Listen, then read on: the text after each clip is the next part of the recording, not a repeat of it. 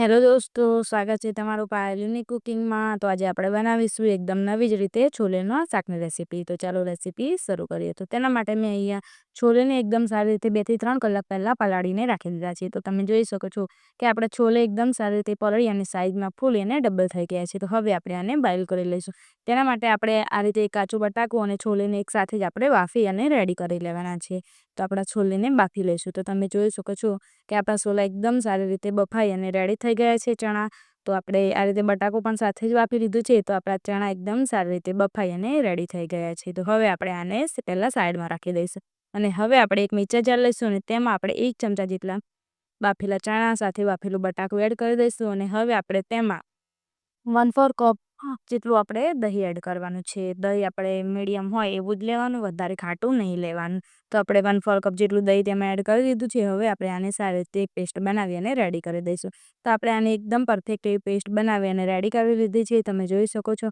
તો હવે આપણે શાક વઘારી લઈએ। તો તેના માટે આપણે અહીંયા એક પેન લેવાનું છે અને તેમાં આપણે 4 થી 5 મોટી ડાકલી જેટલું તેલ લેવાનું છે અને તેલ ગરમ થઈ જાય એટલે આપણે તેમાં 1 ચમચી જેટલી રાઈ એડ કરી દઈશું અને રાઈ આપણી થોડી ગરમ થાય એટલે એક તમાલપત્ર અને 2 સૂકા મરચાં એડ કરી અને રાઈ સારી રીતે ફૂટી જાય એટલે આપણે તેમાં મીઠું, લીમડો અને હિંગ એડ કરી દઈશું।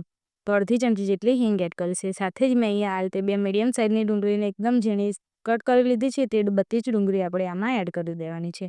તો તમે જોઈ શકો છો મેં બધી ડુંગળી તેમાં એડ કરી દીધી છે। સાથે જ આપણે તેમાં લસણની પેસ્ટ એડ કરી દઈશું અને એક કટિંગ કરેલું લીલું મરચું પણ આપણે તેમાં એડ કરી દઈશું। તો બધી વસ્તુ આપણે તેમાં એડ કરી દીધી છે। હવે આપણે આને એકદમ સારી રીતે મિક્સ કરી અને આપણી ડુંગળી એકદમ સોફ્ટ થઈ અને સારી રીતે સરસ ચડી જાય ત્યાં સુધી આપણે આને તેલમાં જ ફ્રાય કરવાની છે।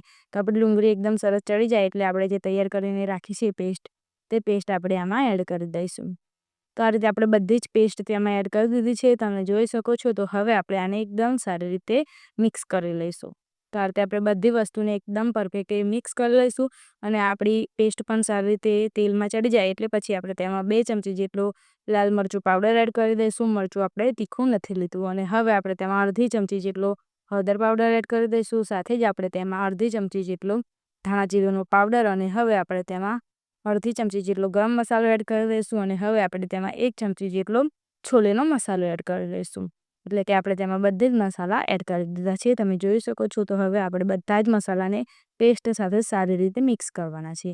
તો આપણે આને એકદમ સારી રીતે બધી વસ્તુને મિક્સ કરી લઈશું। તો તમે જોઈ શકો છો કે તેનો કલર એકદમ સરસ આવી ગયો છે અને બધી વસ્તુ એકદમ પરફેક્ટ એવી મિક્સ થઈ જાય છે।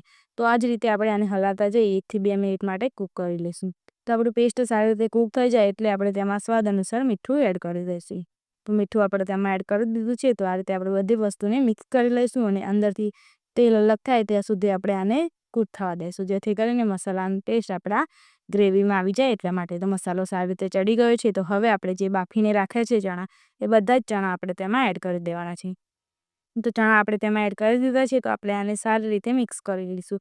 તો આ રીતે આપણે અલગ રીતે આ શાક બનાવીને ખાઈશું તો એકદમ ટેસ્ટી એવું લાગશે અને બધાને બહુ જ ભાવશે। તો આ રીતે બધી વસ્તુને સારી રીતે મિક્સ કરી લીધી છે।